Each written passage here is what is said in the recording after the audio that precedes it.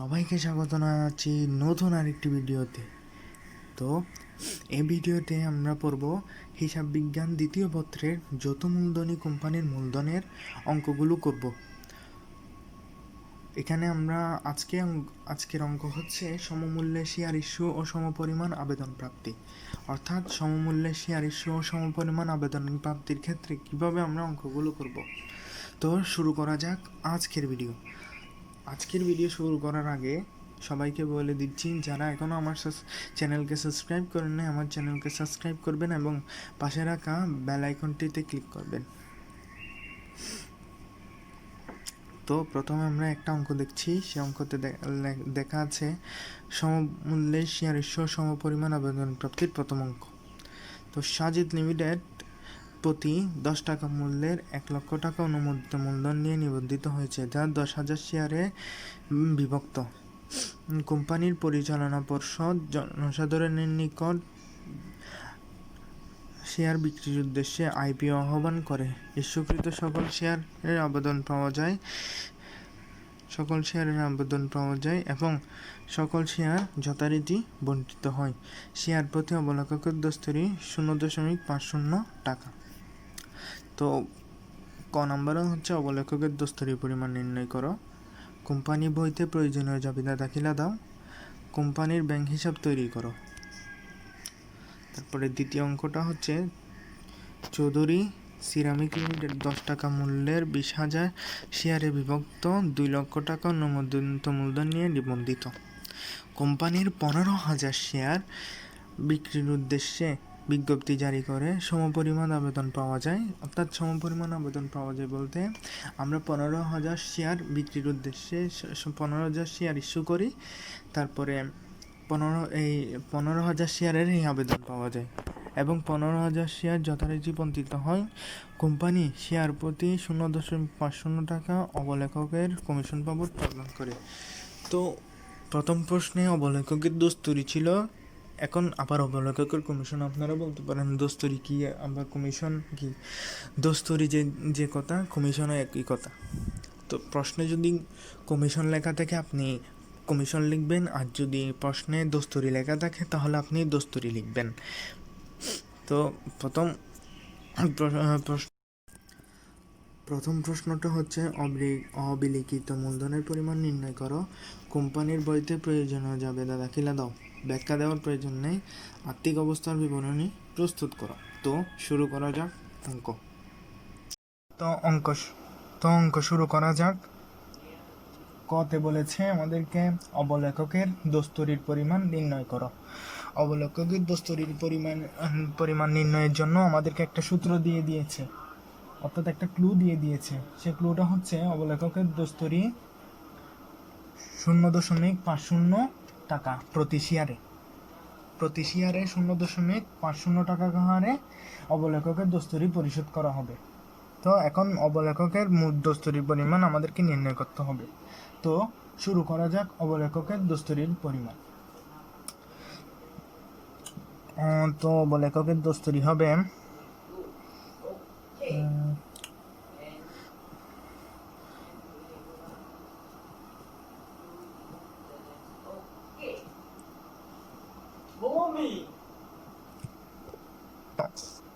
অবলেখকের দস্তুরি আমরা লিখছি শেয়ার প্রতি দস্তুরির হার। শেয়ার প্রতি দস্তুরির হার শেয়ার প্রতি দস্তুরির হার শেয়ার প্রতি একটু সুন্দর করে লিখি, শেয়ার প্রতি দস্তুরির হার।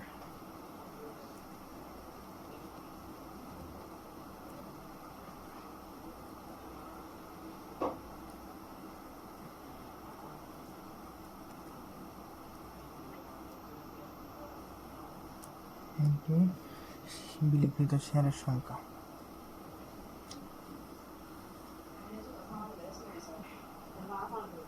বিলিকৃত শেয়ারের সংখ্যা।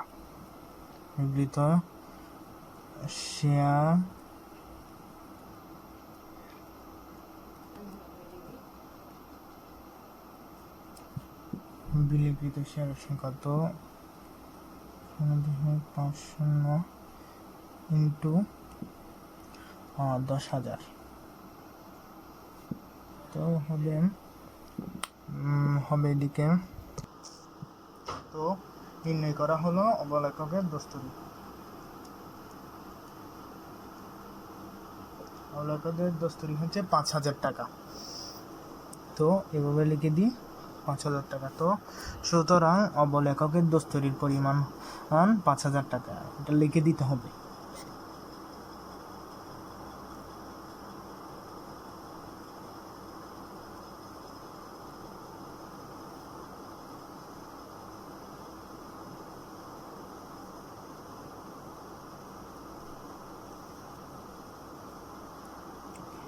শেষ। তো এখন নির্ণয় করব আমরা জাবেদা। এখন আমরা জাবেদা নির্ণয় করব। জাবেদা নির্ণয়ের জন্য আমাদেরকে ঘর করতে হবে, ঘরগুলো মাস্ট বি করতে হবে। তো জাবেদা নির্ণয় করা যাক। তো জাবেদা নির্ণয়ের জন্য আমাদেরকে এখানে লিখতে হবে কোম্পানির নাম প্রথমে। তো আমরা লিখব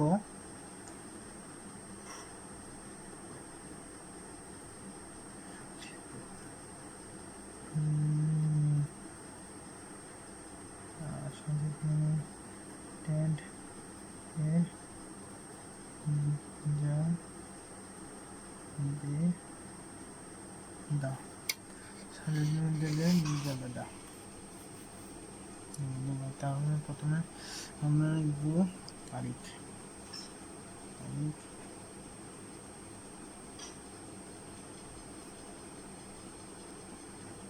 ডেবিট ক্রেডিট। তো প্রথমে লিখব ব্যাংক হিসাব।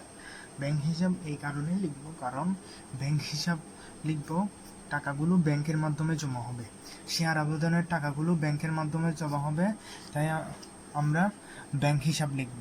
তো লেখা যাক প্রথমে ব্যাংক হিসাব।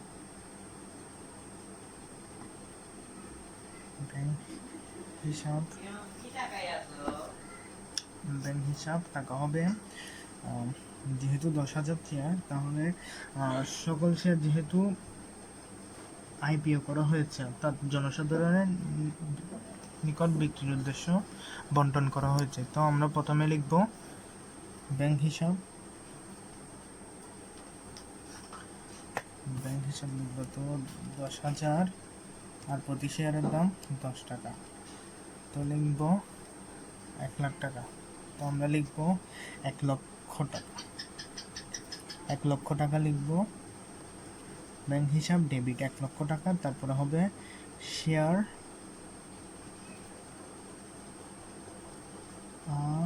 আবেদন হিসাব হবে 1,00,000 টাকা। তো এখানে ব্যাখ্যা দিব, শেয়ার আবেদনের অর্থ পাওয়া গেল।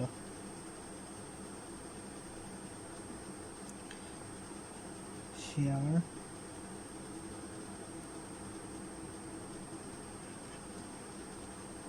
এর অর্থ পাওয়া গেল।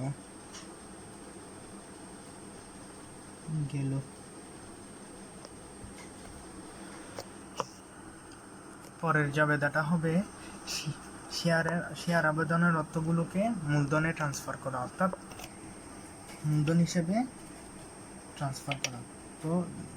তো আমরা লিখব শেয়ার আবেদন হিসাব ডেবিট, শেয়ার মূলধন হিসাব ক্রেডিট।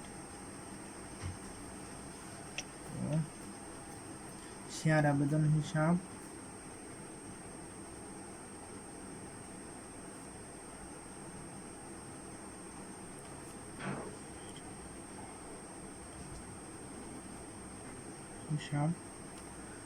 শেয়ার আবেদন হিসাব 1,00,000 টাকা ডেবিট দিকে বসবে, আর শেয়ার মূলধন হিসাব 1,00,000 টাকা ক্রেডিট দিকে বসবে। তো ব্যাখ্যা লিখব শেয়ার আবেদনের টাকা মূলধন হিসেবে স্থানান্তর করা হলো।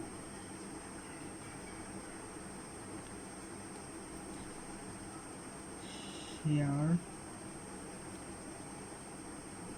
আবেদন এর অর্থ মূলধনে স্থানান্তর, মূলধন হিসেবে স্থানান্তর,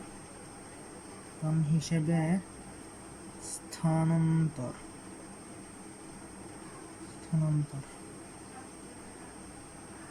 তো এরপরের যে বেদাটা হবে, আমরা যে অবলেখকের কমিশন দিয়েছি সেই অবলেখকের কমিশনটা প্রদান করব। সেই অবলেখকের কমিশন প্রদানের জাবেদাটা লিখব। তো জাবেদাটা হবে অবলেখকের দস্তুরি হিসাব ডেবিট, ব্যাংক হিসাব ক্রেডিট। ব্যাংক হিসাব হবে কারণ আমরা এই অধ্যায়ের অঙ্ক সবগুলো ব্যাংক হিসাব হবে, নগদান হিসাব হবে না। এই অধ্যায়ের সব অঙ্ক হবে ব্যাংক হিসাব, কারণ এখানে সকল অর্থ ব্যাংকের মাধ্যমে প্রদান করা হবে এবং ব্যাংকের মাধ্যমে অর্থ কি করা হবে, আদায় করা হবে। তো লিখব অবলেখক এর দস্তুরি হিসাব, তারপরে লিখব ব্যাংক হিসাব। তো হবে অবলেখকের দস্তুরি হচ্ছে 5,000 টাকা। তো 5,000 টাকা। তো শেষ হলো আজকে জাবেদা। তো আমরা এখন জাবেদার মোট পরিমাণ না দেখালেও চলবে, অঙ্ক কাটবে না। তো আমরা এখন গ নাম্বার করব। গ নাম্বারে কোম্পানির ব্যাংক হিসাব নির্ণয় করতে হবে। তো নির্ণয় করা যাক কোম্পানির ব্যাংক হিসাব।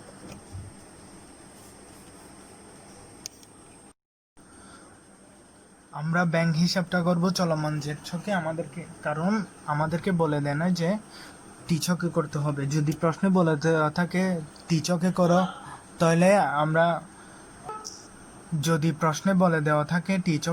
তাহলে আমাদেরকে টি ছকে করতে হবে।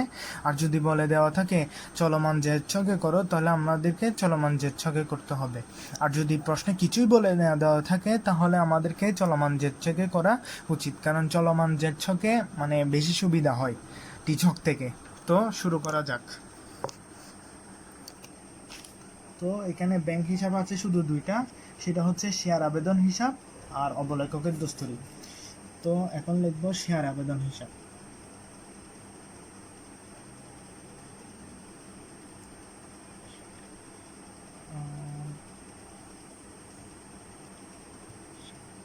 আমি এখানে বিবরণ দিয়েছি, আপনারা চাইলে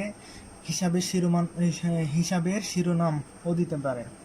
তো শেয়ার আবেদন হিসাব হবে 1 লক্ষ টাকা, এখানে হবে 1 লক্ষ টাকা, জেরের ঘরে হবে 1 লক্ষ টাকা। তারপর হবে অবলেখকের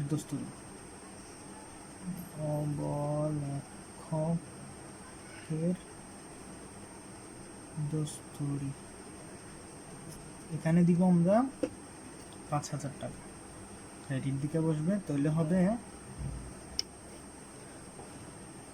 95,000 টাকা। তো শেষ হলো প্রথম অঙ্ক। তো এখন আমরা যাব দ্বিতীয় অঙ্কে। তো দ্বিতীয় অঙ্কের প্রথম প্রশ্নটা হচ্ছে এরকম: কোম্পানির অবিলিকৃত মূলধনের পরিমাণ নির্ণয় করো। তো অবিলিকৃত মূলধনের পরিমাণ নির্ণয় করা হলো। তো আমরা এখন লিখি অবিলিকৃত মূলধনের পরিমাণ নির্ণয় করা হলো। ক নাম্বারটা করে।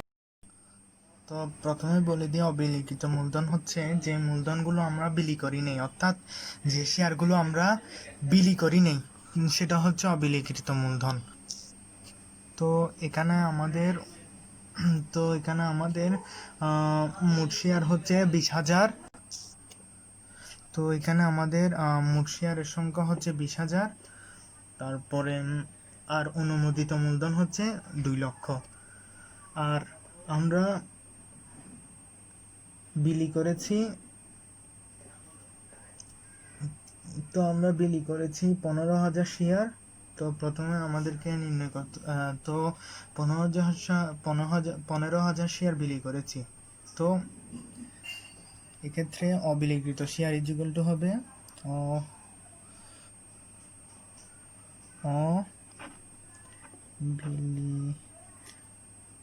অবিলিকৃত শেয়ার হবে, অবিলিকৃত শেয়ার হবে তো অবিলিকৃত শেয়ারটা হবে 20,000 বিয়োগ 15,000। তো 5,000 হচ্ছে অবিলিকৃত শেয়ার। তো অনুমোদিত মূলধন হচ্ছে 2 লক্ষ টাকা। তো সুতরাং অবিলিকৃত মূলধন হবে এখানে 5,000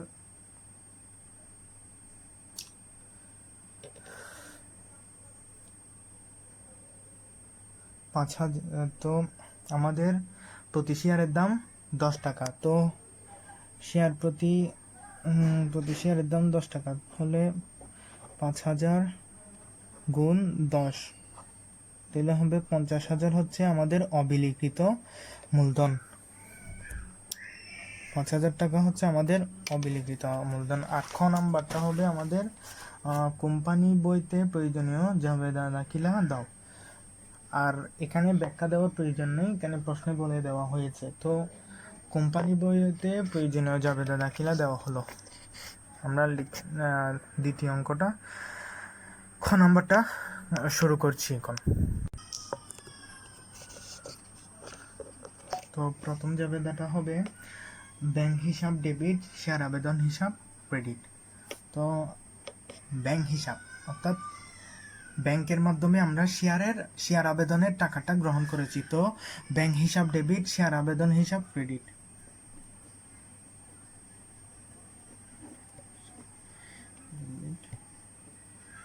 ব্যাংক হিসাব ডেবিট 1.5 লক্ষ টাকা, কারণ 15,000 শেয়ার আমরা বিলি করেছি। তো ব্যাংক হিসাব ডেবিট 1.5 লক্ষ টাকা ব্যাংক হিসাব ডেবিট হবে। তারপরে শেয়ার আবেদন হিসাব,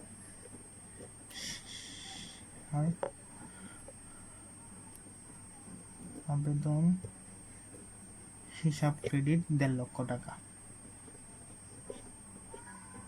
প্রশ্নে যেহেতু বলা হয়েছে যে জাবেদার ব্যাখ্যা দেওয়ার প্রয়োজন নেই, তো আমাদেরকে ব্যাখ্যা দিতে হবে না। তারপরে হবে এখন আমাদেরকে শেয়ার আবেদনের টাকাটাকে মূলধনে স্থানান্তর করতে হবে। তো এটার জন্য জাবেদাটা হবে শেয়ার আবেদন ক্রেডিট হবে। শেয়ার আবেদন হবে ডেবিট, শেয়ার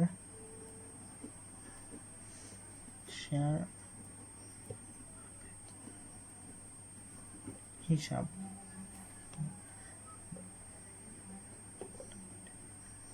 1.5 লক্ষ টাকা হবে ডেবিট, আর শেয়ার মূলধন হিসাব ক্রেডিট হবে, কারণ মূলধন সবসময় ক্রেডিট হয়, তাই ক্রেডিট হবে। তো জাবেদার ব্যাখ্যা দেওয়ার প্রয়োজন নেই। তারপরে হবে অবলেখকের কমিশন। তো আপনারা বলতে পারেন ওই সময় তো আমরা লিখেছি অবলেখকের দস্তুরি, এই সময় আবার কমিশন।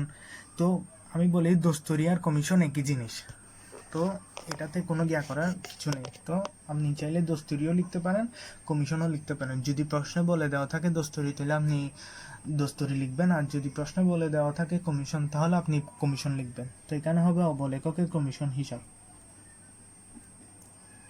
অবলেখক কমিশন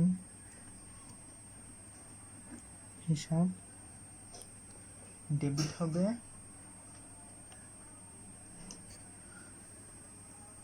যেহেতু অবলেখকের কমিশন শেয়ার প্রতি 0.75 টাকা। তো আমাদের শেয়ার সংখ্যা হচ্ছে 15,000। তো অবলেখকের কমিশন বা দস্তুরি হবে 11,250। তারপরে ব্যাংক হিসাব, কারণ ব্যাংকের মাধ্যমে ওর টাকাটা পরিশোধ করছি আমরা, তাই ব্যাংক হিসাব হবে।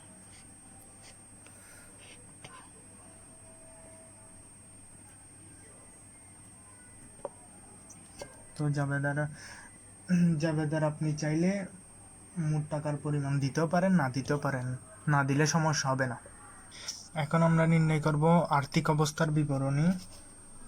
তো আর্থিক অবস্থার বিবরণী আমরা ওখানে যেরকম করতাম এখানেও সেরকম হবে, কিন্তু এখানে একটু ভিন্ন। তো এখানে একটা জিনিস আছে, সেটা হচ্ছে অসমন্বিত ব্যয়, অর্থাৎ অবলেখকের কমিশন, তারপরে শেয়ার অবহার, ব্যাংকের ফি বা চার্জ, এগুলো হচ্ছে অসমন্বিত ব্যয়, বা অনেকে এটাকে বলা হয় অবলোকনযোগ্য সম্পত্তি। যে কোনো একটা বলা যাবে, অবলোকনযোগ্য সম্পত্তিও বলা যাবে, অথবা অসমন্বিত ব্যয়ও বলা যাবে, যে কোনো একটা বলা যায়। তো আপনি চাইলে অবলোকনযোগ্য সম্পত্তিও বলতে পারেন, অথবা অসমন্বিত ব্যয়ও বলতে পারেন। তো এখন নির্ণয় করা যাক, যেহেতু আমাদের এখানে কোনো স্থায়ী সম্পদ নাই, তাহলে আমরা প্রথমে লিখে দিব চলতি সম্পদ।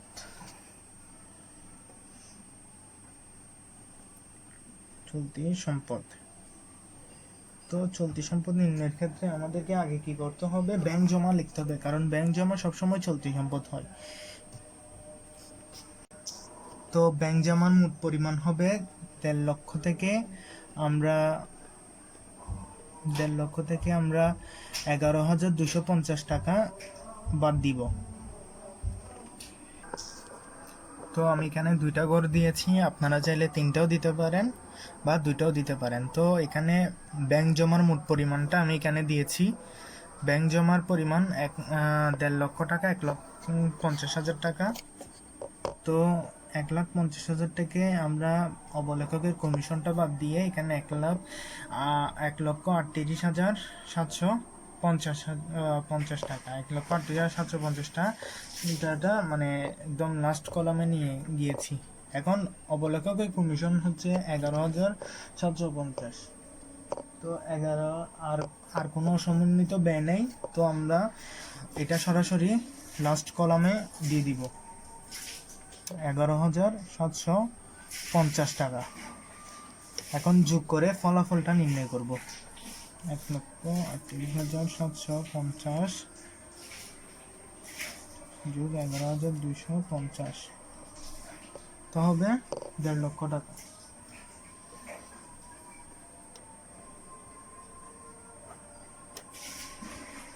তো 1.5 লক্ষ টাকা, আর এটা হচ্ছে মোট সম্পত্তি। এই যে ফলাফলটা বের হয়েছে সেটার নাম হচ্ছে মোট সম্পদ। মোট সম্পদ হচ্ছে এটার নাম। এরপরে হচ্ছে যে মূলধন ও দায়। তো মূলধন ও দায় আমরা প্রথমে লিখব অনুমোদিত মূলধন।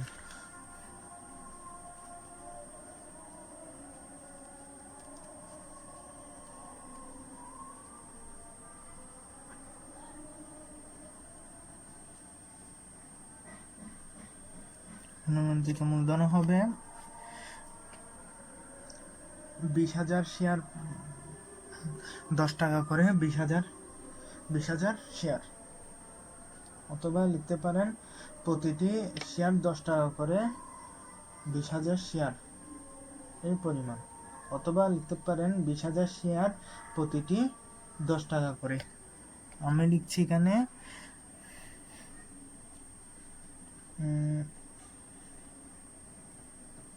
20,000 শেয়ার প্রতিটি 10 টাকা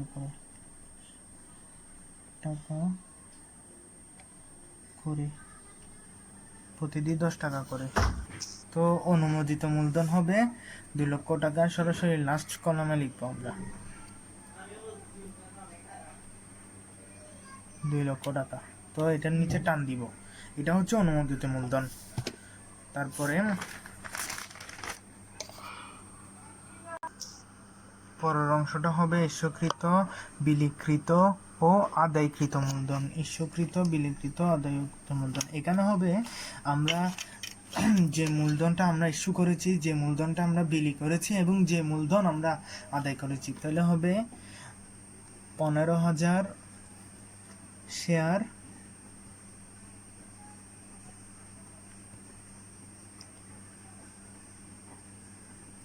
প্রতিটি 10 টাকা করে। এখানে আমরা 15,000 শেয়ার কেন লিখেছি সেটার কারণ হচ্ছে 15,000 শেয়ার আমরা ইস্যু করেছি, 15,000 শেয়ার আমরা বিলিও করেছি, 15,000 শেয়ার আমরা আদায়ও করেছি। তো এখানে 15,000 শেয়ার হবে, তো হবে 1.5 লক্ষ টাকা। তো এই 1.5 লক্ষ টাকার সাথে এই 1.5 লক্ষ টাকা কি হয়েছে, এই 1.5 লক্ষ টাকার সাথে এখানে 1.5 লক্ষ টাকা মিল হয়েছে, তার মানে আমাদের অঙ্ক হয়েছে। যদি এটা মিলতো, এটা বেশি হতো অথবা এটা কম হলে, এটা বেশি হলে এবং এটা কম হলে অঙ্ক মিলবে না। তো দুটোটা যেহেতু সমান হয়েছে তার মানে আমাদের অঙ্ক হয়ে গিয়েছে। তাহলে আমরা লিখব 1.5 লাখ টাকা, এখানে বসিয়ে দিয়েছি। তো এটার নাম হবে মোট শেয়ারের মালিকানা সত্ত্ব।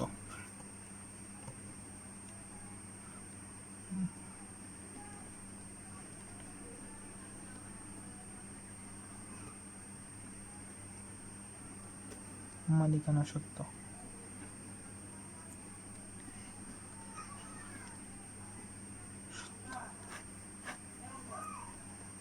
তো আজকের অঙ্ক শেষ, আজকে এইটুকুই। তো আমি আবার অঙ্কগুলো আবার আপনাদেরকে দেখাচ্ছি।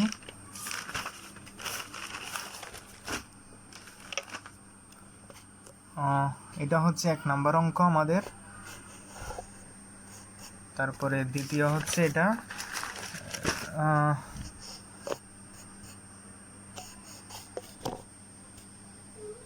তারপরে হচ্ছে এটা আমাদের 2 নাম্বার অঙ্ক,